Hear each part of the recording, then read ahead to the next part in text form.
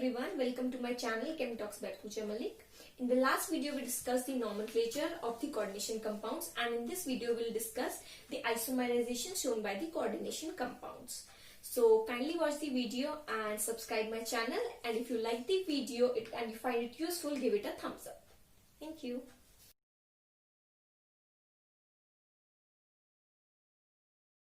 Isomerism क्या होता है कोऑर्डिनेशन कंपाउंड में, कैसे शो होता है, उसके लिए हमें पता होना चाहिए आइसोमर्स क्या होते हैं।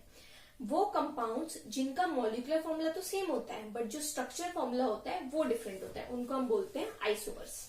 ओके, अब ये स्ट्रक्चर फॉर्मूला क्या है, मॉलिक्यूलर फॉर्मूला क्या है, हमें उसको समझना होगा। जैसे कोई भी हम मॉलिक्यूल पढ़ रहे हैं, कोई भी कंपाउंड पढ़ रहे हैं, उसमें कौन कौन से मॉलिक्यूल्स प्रेजेंट है ना, उनका नंबर क्या है, उसको जब हम मेंशन करते हैं तो वो उसका मॉलिक्यूलर फॉर्मूला बन जाता है। जैसे अगर हम यहाँ पे देखें C2H6O एक कंपाउंड है जिसका मॉलिक्यूलर फॉर्मूला क्या है, C2H6O। अब उसका जो स्ट्रक्चर फॉर्मूला है वो वेराइटी ऑफ टाइप्स हो सकता है ना, जरूरी नहीं कि उस फॉर्मूले के लिए उन नंबर ऑफ मॉलिक्यूल्स को जब उनको हम जोड़े, उनको अरेंज करें तो एक ही टाइप ऑफ स्ट्रक्चर फॉर्म हो, एक से ज्यादा भी हो सकते हैं, है ना। तो उसी को हम बोलते हैं स्ट्रक्चर फॉर्मूला। जैसे C2H6O के लिए ये CH3O यानी कि ईथर बॉन्ड भी फॉर्म हो सकता है। यहाँ पे भी 2 कार्बन है, 6 हाइड्रोजन एंड 1 ऑक्सीजन है। अगर हम इधर देखें तो यहाँ पे भी CH3CH2OH, ये क्या है, इस मॉलिक्यूलर फॉर्मूला का ही एक तरह का स्ट्रक्चर फॉर्मूला जो कि अल्कोहल को रिप्रेजेंट कर रहा है। तो यहाँ पे हमारे फंक्शनल ग्रुप तक अलग हो गए, है ना। सो ये यही दिखाता है कि मॉलिक्यूलर फॉर्मूला हो सकता है सेम हो बट डिफरेंट स्ट्रक्चर्स हो, इट इज अ पॉसिबिलिटी। इन्हीं को हम क्या बोलते हैं, आइसोमर्स। नाउ कोऑर्डिनेशन कंपाउंड्स में जो आइसोमेरिज्म शो होता है, 2 टाइप के आइसोमेरिज्म शो करता है, एक होता है स्ट्रक्चरल आइसोमेरिज्म, एक होता है स्टीरियो आइसोमेरिज्म। अब इन दोनों में क्या डिफरेंस है वो समझते हैं। स्ट्रक्चरल आइसोमेरिज्म की अगर हम बात करें तो स्ट्रक्चरल आइसोमेरिज्म वो होता है जिसके अंदर हमारे जो बॉन्ड्स की कनेक्टिविटी है ना वो डिफरेंट होती है, ठीक है। मतलब जो एक एटम से कनेक्टेड बॉन्ड्स हैं वो उनके बीच में डिफरेंस आएगा। जैसे अगर हम यहाँ पे 1 और सेकंड स्ट्रक्चर को देखें, इनका कंपैरिजन करें, तो इस कार्बन से 2 ब्रोमीन जुड़े हुए हैं, इस कार्बन से 2 क्लोरीन जुड़े हुए हैं। अगर हम सेकंड वाले स्ट्रक्चर में आए तो उसी कार्बन से एक तो ब्रोमीन ही जुड़ा हुआ है बट दूसरे ब्रोमीन की जगह क्या आ गया, क्लोरीन। तो जो बॉन्ड है वो चेंज हो गया, है ना। यहाँ पे दोनों ब्रोमीन के बॉन्ड थे, इस कार्बन पे एक ब्रोमीन का बॉन्ड है, एक क्लोरीन का बॉन्ड है, तो जो बॉन्ड है वो डिफरेंट हो गया। इसी को हम क्या बोलते हैं, स्ट्रक्चरल आइसोमेरिज्म। स्टीरियो आइसोमेरिज्म इससे कैसे डिफरेंट है, स्टीरियो आइसोमेरिज्म में क्या होता है, जो कनेक्टिविटी ऑफ बॉन्ड्स है वो चेंज नहीं होती, अरेंजमेंट चेंज होता है। कैसे, अगर हम सेकेंड और थर्ड को कंपैरिजन करें, इस वाले कार्बन से देखो आपकी ब्रोमीन और क्लोरीन जुड़ा हुआ है ना, इस वाले कार्बन से भी क्लोरीन और ब्रोमीन जुड़ा हुआ है। इसमें भी तो सेम है, इस कार्बन से क्लोरीन और ब्रोमीन ही जुड़ा हुआ है, इस कार्बन से भी क्लोरीन और ब्रोमीन जुड़ा हुआ है। मतलब हर कार्बन से एक क्लोरीन एक ब्रोमीन जुड़ा हुआ है। तो बॉन्ड्स क्या है, सेम है बट अरेंजमेंट डिफरेंट है। कैसे, अगर हम ध्यान से देखें तो यहाँ पे जो 2 ब्रोमीन है, ये देखो आप आमने सामने है ना। क्लोरीन देखें तो ये आमने सामने है, बट इस केस में अगर हम ध्यान से देखें तो जो दोनों ब्रोमीन है वो एडजेसेंट है, मतलब डबल बॉन्ड की एक ही साइड पे आ रहे हैं। ऐसे जो दोनों क्लोरीन है डबल बॉन्ड की एक ही साइड पे आ रहे हैं। सो जो हमारा अरेंजमेंट था बॉन्ड्स का, जो एटम्स का, वो चेंज हो गया। बॉन्ड्स चेंज नहीं हुए ना, बॉन्ड्स टूटे हैं बट जो अरेंजमेंट था, है ना, उनकी जो ओरिएंटेशन थी वो चेंज हुई है। इसी को हम बोलते हैं स्ट्रक्चरल आइसोमेरिज्म। अब जैसे इसी को बोलते हैं स्टीरियो आइसोमेरिज्म। तो ऐसे जैसे स्ट्रक्चरल आइसोमेरिज्म है, स्टीरियो आइसोमेरिज्म है, तो इनके अलग अलग टाइप्स भी है। जैसे स्ट्रक्चरल आइसोमेरिज्म के 4 और टाइप्स होते हैं एंड स्टीरियो आइसोमेरिज्म के 2 और टाइप्स होते हैं। अब हम एक एक करके उनको डिस्कस करते हैं। सो स्ट्रक्चरल आइसोमेरिज्म के हम फर्दर टाइप्स पढ़ते हैं कि वो कौन कौन से टाइप्स हो सकते हैं। Structural isomerism can be of 4 types: linkage isomerism, coordination isomerism, ionization isomerism and solvent isomerism. एक एक करके हम उनको डिस्कस करते हैं। So first is linkage isomerism. Linkage isomerism अगर हम देखें तो ये वो जो हमारे एम्बिडेंटल लिगेंड्स हमने डिस्कस किए थे ना, वो होते हैं जो लिंकेज आइसोमेरिज्म को शो करते हैं। जैसे यहाँ पे हमने जो थायोसाइनेट वाला है उसको लिया है। लिंकेज आइसोमर्स बेसिकली वही है जिसमें एम्बिडेंटल लिगेंड्स की बॉन्डिंग चेंज होगी। जैसे यहाँ पे सल्फर के थ्रू बॉन्डेड है, यहाँ पे नाइट्रोजन के थ्रू बॉन्डेड है, तो इसी की वजह से ये आइसोमर्स फॉर्म होंगे। आइसोमर्स इनकी प्रॉपर्टीज डिफरेंट शो होंगी, ठीक है। तो ये हो गया लिंकेज आइसोमर्स। ऐसे जो हमने नाइट्रो वाला पढ़ा था है ना, तो अगर एक में NO2 से बॉन्डेड होगा, इसी कॉम्प्लेक्स में अगर हम NO2 ले लेते हैं और इसमें ONO ले लेते हैं, मतलब एक जगह नाइट्रोजन से बॉन्डेड होता है और एक जगह ऑक्सीजन से, तो वो लिंकेज आइसोमरिज्म में आ जाता है। Okay, second is coordination isomerism. Coordination isomerism special type of isomerism है जो सिर्फ वही सॉल्ट्स शो करेंगे जिसमें जो हमारा केटायन है और एनायन है दोनों के हम कोऑर्डिनेशन एंटिटी हो। जैसे यहाँ पे जो हमारा केटायन है वो भी कोऑर्डिनेशन एंटिटी है, एनायन है वो भी कोऑर्डिनेशन एंटिटी है। सो इसमें कैसे आइसोमरिज्म शो होगा, इसमें जो लिगेंड्स हैं वो मेटल्स के साथ इंटरचेंज हो जाएंगे, मतलब जो एक मेटल के साथ लिगेंड है उसके, वो दूसरे मेटल के साथ जाके अटैच हो जाएंगे। जैसे यहाँ की जो 6 NH3 के मॉलिक्यूल्स कोबाल्ट के साथ अटैच थे, अब वो क्रोमियम के साथ अटैच हो गए, एंड जो 6 साइनाइड मॉलिक्यूल क्रोमियम के साथ अटैच थे वो कोबाल्ट के साथ अटैच हो गए। This is coordination isomerism. Third type of isomerism is ionization isomerism. Ionization isomerism में क्या होता है कि जो हमारे जो काउंटर आयन होते हैं ना, वो क्या करते हैं, अंदर की किसी नेगेटिव आयन को रिप्लेस करके उसकी जगह ले लेते हैं। जैसे इसमें देखिए आप, जो ब्रोमीन है वो काउंटर आयन था, उसने क्या किया, क्लोरीन को रिप्लेस कर दिया। सो ये इसका क्या हो गया, isomer. This is ionization isomerism. Last type of isomerism जो इसमें बचता है स्ट्रक्चरल आइसोमरिज्म का, that is solvate isomerism. Solvate isomerism में क्या होता है कि जो सॉल्वेट मॉलिक्यूल है वो डिस्प्लेस होते रहते हैं कॉम्प्लेक्स में, ठीक है। जैसे आप ये देखिए, पहले CrH2 था, ठीक है, इसका वायलेट कलर था, उसके बाद क्या हुआ, एक H2 होगा जो सॉल्वेट का मॉलिक्यूल था सॉल्वेंट का, वो यहाँ से रिप्लेस होके कोऑर्डिनेशन स्फीयर के बाहर चला गया, उसकी जगह क्लोरीन आ गया, है ना।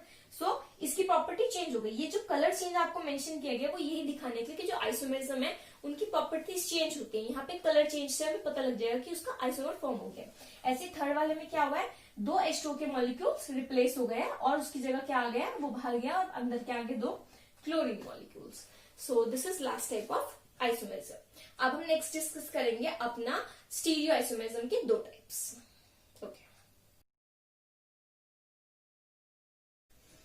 There are 2 types of stereoisomerism shown. One is geometrical isomerism and the second is optical isomerism. इन दोनों को हम एक एक करके डिस्कस करते हैं। First will discuss geometrical isomerism. Geometrical isomerism कौन से कंपाउंड शो करते हैं, जिन कंपाउंड्स में ज्योमेट्रिकल आइसोमेरिज्म शो होगा ना, उनमें क्या होगा, जो सेंट्रल मेटल के ज्योमेट्री है वो डिफरेंट होगी दोनों में। जो अरेंजमेंट है उसके से जो ज्योमेट्री में अरेंजमेंट हो रहा है ना एटम्स का, वो थोड़ा बहुत क्या होगा, मॉडिफाई हो जाएगा, अरेंजमेंट थोड़ा चेंज हो जाएगा, उसी को हम बोलेंगे ज्योमेट्रिकल आइसोमेरिज्म, ठीक है। कुछ पर्टिकुलर कॉम्प्लेक्सेस में शो होता है, सब में नहीं शो होता, कुछ में शो होता है कुछ में नहीं। तो उसी के बेस पे आपको हम 3 एग्जांपल्स हम यहाँ पे डिस्कस करेंगे आपके साथ, ठीक है, ज्योमेट्रिकल आइसोमेरिज्म के। एक एक करके इनको देखते हैं। जो फर्स्ट एग्जांपल है हमारा MX2L2, ये क्या है, एक स्क्वायर प्लेनर कॉम्प्लेक्स का एग्जाम्पल है ना। तो स्क्वायर प्लेनर कॉम्प्लेक्स में अगर हम देखें तो हमने यहाँ पे क्या लिया है, 2 तो X हमने लिया है यूनिडेंटेड लिगेंड, ऐसे 2 L यूनिडेंटेड लिगेंड लिया। अब इनको हम कैसे अरेंज कर सकते हैं सेंट्रल मेटल M के अराउंड, उसी के बेसिस पे ज्योमेट्रिकल आइसोमेरिज्म शो होता है। लेट्स सी, यहाँ पे जो M है उसके इस साइड पे दोनों X लिगेंड अटैच्ड है, इस साइड पे दोनों L लिगेंड अटैच्ड है। इस वाले में देखें तो एक साइड पे एक X और एक L है, दूसरी साइड पे एक L और एक X है, तो अरेंजमेंट चेंज हो गया, इसी की वजह से आइसोमेरिज्म अब शो होगा। जैसे जो फर्स्ट वाला है जिसमें दोनों सेम, जिसमें सेम लिगेंड सेम साइड पे होता है उसको हम सिस आइसोमर बोलते हैं, और जिसमें सेम लिगेंड ऑपोजिट होते हैं एक दूसरे के, right, like this, opposite to each other, उसको हम क्या बोलते हैं, ट्रांस आइसोमर। तो स्क्वायर प्लेनर कॉम्प्लेक्सेस ये वाला आइसोमेरिज्म शो करते हैं। ऐसे अगर हम टेट्राहेड्रल की बात करें, टेट्राहेड्रल में भी क्या है, 4 लिगेंड्स अटैच होते हैं अराउंड द मेटल, बट वो आइसोमेरिज्म ज्योमेट्रिकल आइसोमेरिज्म नहीं शो कर सकता। Why? The reason is this कि यहाँ पे क्यों शो पा रहा है, यहाँ पे एंगल्स डिफरेंट है। इनके बीच में जो एंगल है वो 90 डिग्री है, इनके बीच में 180 डिग्री है, तो उसके बेसिस पे अरेंजमेंट चेंज हो गया। बट टेट्राहेड्रल में क्या है, चारों एंगल्स एक दूसरे के रिस्पेक्टिव इक्वल होते हैं, तो रिस्पेक्टिवली अरेंजमेंट चेंज नहीं हो पाता, ठीक है। हम ये नहीं बोल सकते कि इसके एडजेसेंट है, इसके ऑपोजिट है। मेटल से चारों जो लिगेंड्स है एक ही तरह से अटैच्ड है, एक ही डिस्टेंस पे। सो नाउ लेट्स, ये इसी का एक एग्जांपल है PtNH3 2Cl2, है ना, कि प्लैटिनम है और इसको इस वाले को हम सिस प्लैटिनम बोलेंगे, उसको बोलेंगे ट्रांस प्लैटिनम, इसका नेम है। तो यहाँ पे NH3 एक ही साइड पे है, तो ये क्या हो गया सिस, यहाँ पे ऑपोजिट साइड पे है बाकी लिगेंड्स, तो ये क्या हो गया, trans isomer. Now moving on to the next type, it is MX2L4। ये क्या है, ऑक्टाहेड्रल का टाइप आप समझ ही गए होंगे, क्योंकि इसमें क्या है, 6 लिगेंड्स है, 2 X एंड 4 L। इनका अगर हम एग्जांपल देखें तो ये CONH3 4Cl2+। So just a second, ये इसके कोऑर्डिनेशन के ऊपर आपको प्लस भी मेंशन करना होगा, ओके, उसका चार्ज है। सो यहाँ पे भी आप क्लियरली देख सकते हैं कि जो ये दोनों क्लोरीन है वो एक दूसरे की क्या है, ऑपोजिट पे है, तो ट्रांस है। और यहाँ पे जो दो क्लोरीन है वो क्या एक दूसरे के एडजेसेंट है, तो ये क्या होगा, cis isomer. Now moving on to the last example Ma3B3 type. इस वाले में क्या होता है, ये भी पता है उसी का एग्जांपल है ऑक्टाहेड्रल का, बट इसमें 3 लिगेंड लिए हैं। तो इसमें जो आइसोमेरिज्म शो होता है उसको हम सिस ट्रांस नहीं, इसको हम बोलते हैं फेशियल और मेरिडियोनल। वो बोलते हैं अरेंजमेंट कैसे है उसके बेसिस पे। Let's see in this one, जो तीनों NO2 आप देख सकते हो एक साथ एडजेसेंट अटैच्ड है, ऑर्डर इज 1 2 3, ऐसे NH3 1 2 3। इस टाइप के अरेंजमेंट को हम बोलते हैं फेशियल अरेंजमेंट। अगर हम इस वाले अरेंजमेंट में ध्यान से देखें ना, तो जो तीनों लिगेंड है वो एक मेरिडोनियल बोलते हैं उसको, उस पे अटैच्ड है। जैसे see this triangle you can see, NO2 is attached to NO2 is attached to NO2, ये ट्राइंगल फॉर्म कर रहा है, ठीक है। तो ये क्या है, मेरिडोनियल है। तीनों लिगेंड एक तरह से ऐसे अटैच है, इस वाले को क्या बोलते हैं, मेरिडियोनल आइसोमर। सो ज्योमेट्रिकल आइसोमेरिज्म में ये दो हमने टाइप्स डिस्कस किए, सिस ट्रांस में एक ऑक्टाहेड्रल का केस, एक स्क्वायर प्लेनर का, और दूसरा facial and meridional isomer. Next, now we are going to discuss the optical isomers. It is a very interesting type of isomerism. Let's start. Now we are going to discuss the optical isomerism.